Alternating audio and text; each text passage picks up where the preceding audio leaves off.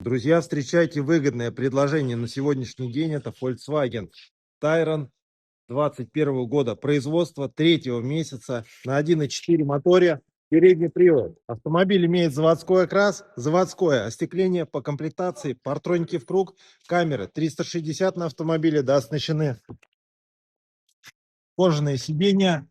Также имеется трехзонный климат-контроль, панорамное остекление во всю крышу, люк имеется, рейлинги на крыше, бесключевой доступ, 4 стеклоподъемника, электроскладывание зеркал, кожаные сиденья на электроприводе, на подогревах в штатном режиме, кожаный мультируль, круиз-контроль, аналоговая приборная панель, 29 тысяч километров пробега, мультимедиа, управление климатической зоной, кнопка старт-стоп, электроручник и автохолл.